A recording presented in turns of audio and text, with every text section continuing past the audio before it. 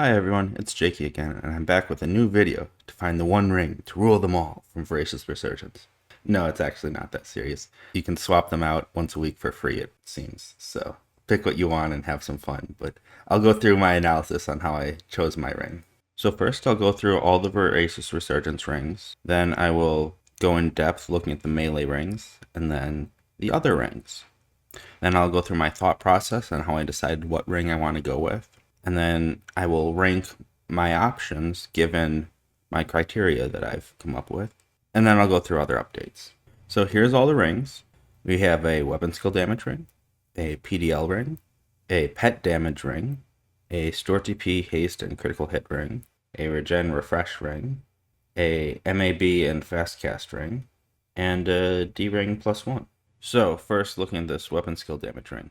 It works for any single hit or front-loaded weapon skill, including elemental and hybrid, where it's especially strong, but it only works on weapon skills. Now, you don't need to be attack capped for it to work, which is nice, but when you are attack capped, you do start to run into some issues because there's a lot of weapon skills that can hit the damage cap.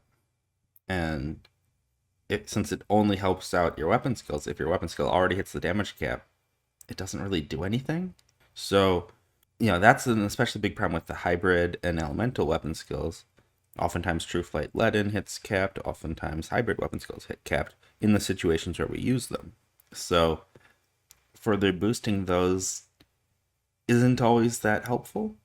So while yes, it works for pretty much any weapon skill, at least most of the ones that people use, other than if you're a monk or like a Trishula Dragoon or a few other builds, it still isn't always giving you the full 10% because you might be hitting the damage cap in a lot of the scenarios where you're using a lot of those builds. So yeah, it's good. Yeah, it's good for a lot of jobs, but it's not always quite as good as it may seem. Okay, next, the PDL ring. So first of all, I'm just going to point out, if you aren't attack capped, so the PDL doesn't do anything, it's still basically an all jobs regal ring, which there's a number of jobs that would appreciate. Thinking red mage, I'm thinking blue. So there's some value there, regardless of the PDL. When you can use the PDL, it is amazing. This is easily the best for physical damage. Not just weapon skills either, you can use it for white damage as well. Although when the PDL is not working, you really don't want to use it for TP then. And many jobs have better options, or at least equal options, during weapon skills if the PDL isn't doing anything. Now, should point out, you don't necessarily need 10% more attack just to make this work. You can use this and then swap out a different PDL piece somewhere else so that you're not having to get even more attack than you previously needed. So do keep that in mind when you're looking at potential builds here. I kind of think of this as like the Icarus ring. It flies too close to the sun. In most of the harder content, you're not going to be capping your attack, so then it's not going to be doing much for you. And a lot of the easier content, you're hitting the damage cap, especially in weapon skills where this would primarily be used. Although, again, you can use it for white damage as well.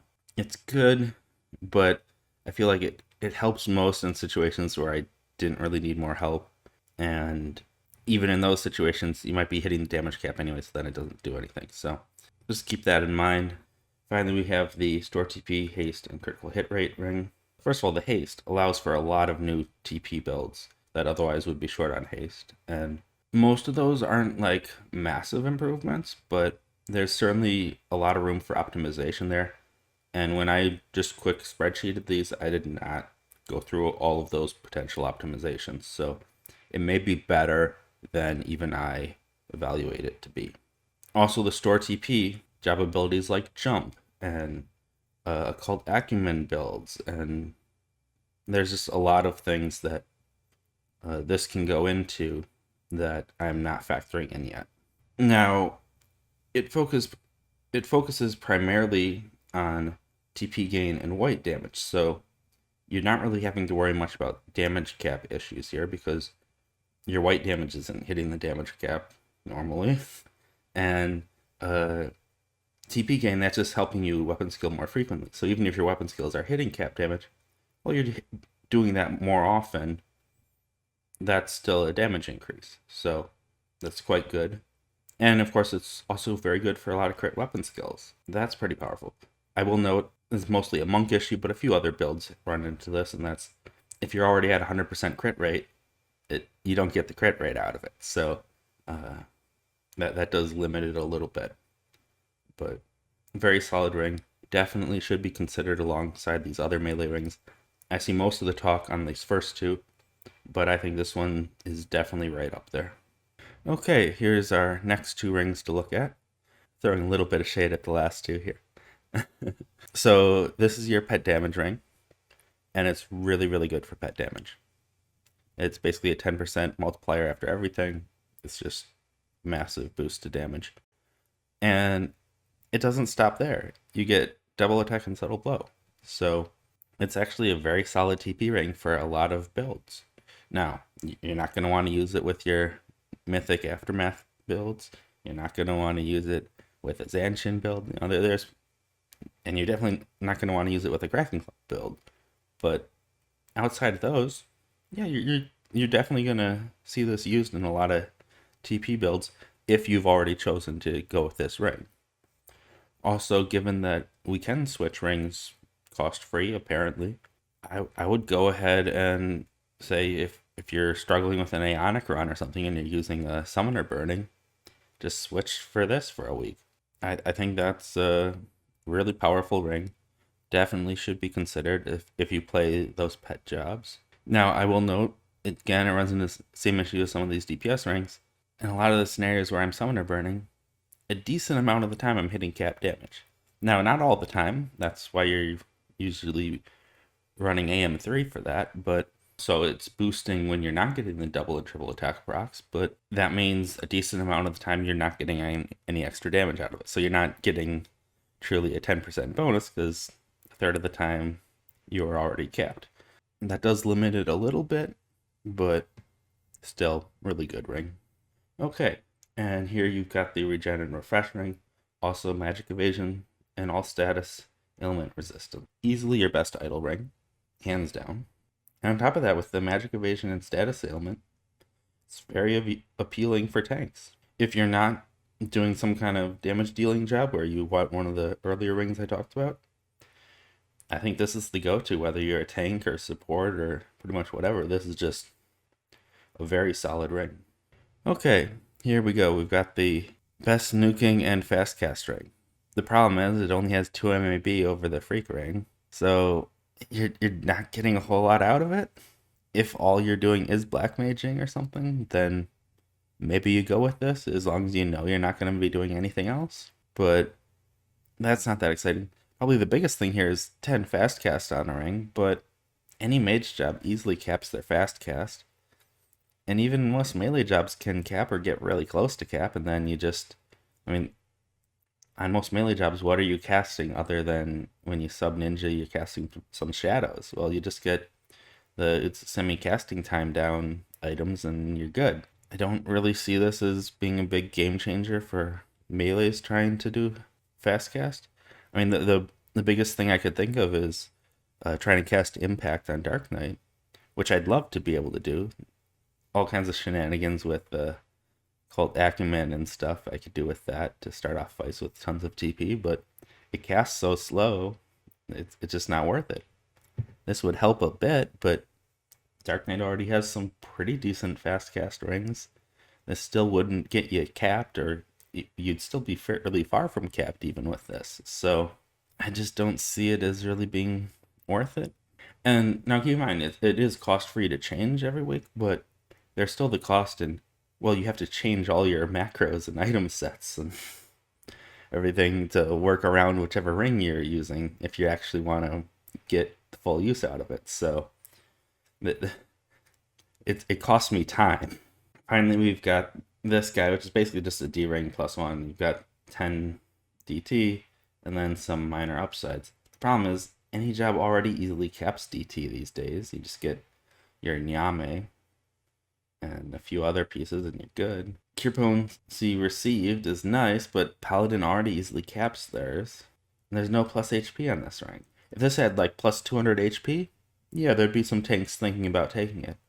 But as is, no, I think If you're a tank, you get the magic evasion and refresh and all that on the ring on the page before. You don't mess with this. I mean, you can certainly try it. Again, it apparently is cost free to change, so you can try it if you want, but I can't imagine picking this one.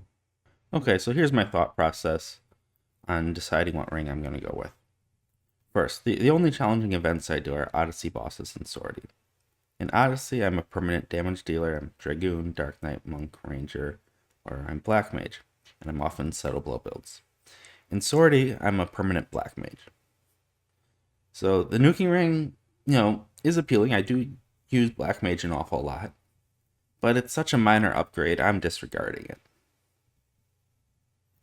Attack is basically never capped against the bosses, so PDL ring doesn't exactly shine, but it's still an all jobs regal ring, and so you may still see some use. And of course, it would allow significantly more showing off in Ambuscade and other easier events. So, not gonna ignore that. The weapon skill damage ring does boost pretty much all these jobs besides Monk. Yes, I know about Cataclysm Monk, but that's not what I'm using here. So that's certainly a ring to consider. The crit and store TP ring is especially strong for Bow Ranger, which is the type of Ranger I use for this. I know Bow is strange to use on Ranger, but you can stand perfectly in true shot range for one of the fights when you're using Bow, but stay outside of its AoE, so that's pretty strong. And it's still good for everyone else besides Monk. Also, it's better than it may appear at first glance. I'm just going to do some quick spreadsheet. I'm not going to sit here and optimize every ability and stuff. I'm just kind of throwing them into the TP and weapon skill sets and seeing where they sit.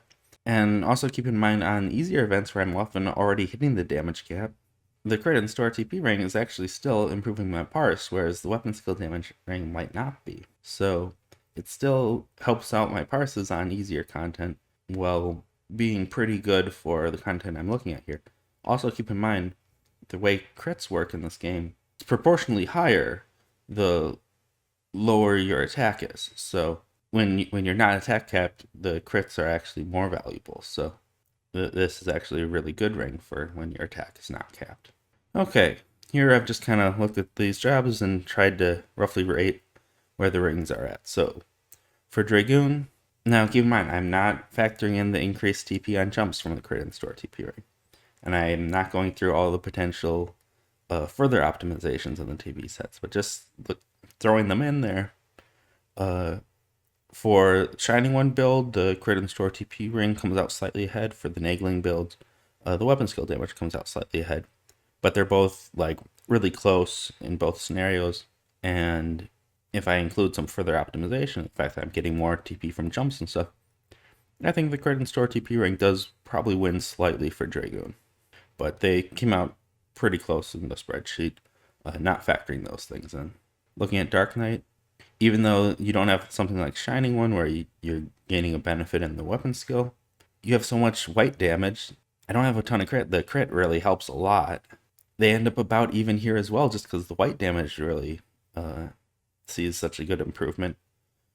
So again, Dark, they came really close in the spreadsheet, so that's pretty good. Monk, you don't use any of these rings, not in these fights. On easier fights, the PDL ring would be nice, but here I wouldn't use it anyways, so it's kind of irrelevant for Monk. And looking at Ranger using the bow, well, the crit and store TP ring wins hands down over the weapon skill damage ring. It's not even close. So we've got one that probably leans crit store TP, one that's about even, one that doesn't care, and one that's massively in favor of the crit and store TP ring. Well, I think I've got a winner here. Now, I do have Black Mage here. I did not bother making a melee Black Mage spreadsheet, and I'm not going to. I'm just going to note, when I am meleeing, they're both helpful. And even if I'm doing occult acumen nonsense, obviously you can use the store TP there. But if you're ever, using that TP to do a damaging weapon skill instead of just Merker, the weapon skill damage is kind of nice. So they're both minor improvements, but anyways, given these criteria, I'm going to go with the critical hit rate and store TP ring. And then I'm going to sit here and re-optimize everything for it. That's what I'm going with. Obviously, if you play different chapters, if you do different content, you may come up with something else. You can even change your rings depending when you decide you're going to do different content. It's a little annoying. You can only have one at a time, and then if you've made all your gear sets with one, then you got to change them all. That's the main thing there, but you totally can change your rings if you want weekly. Don't get too worried about picking the right one. This is just what I'm going with. Obviously, if you're playing mostly support, the regen refresh ring is really good. If you're lacking in certain pieces of gear, you might care about one ring or another more. I mean, 10% fast cast ring can solve a lot of problems for you if you don't have enough fast cast gear. Just pick what you want, do whatever is most helpful for you right now, and you can always change it later. Okay, other updates. This is mostly just going to be on the prime weapons. We now know the stage 3 prime weapon costs 1 million galley and takes 1 month worth of Voracious Psyche and 2 of a new map that drops in sorting. And it'll probably be a few weeks before we can find out about the stage 4, and then probably a few months until we find out about stage 5, because the way they've coded things, that's all kept on the server apparently. So we will find out. Also, we'll probably find out a lot more about the prime weapon skills once people unlock stage 3. And this is just a note for people who are struggling with this. If you already did the Peculiar Foes ROEs, but you didn't get your Voracious Psyche, just equip your stage 2 prime weapon when you're talking to Elijah, and that'll fix it for you. Well, that's it for today. Don't forget to like and subscribe, and I'll see you next time.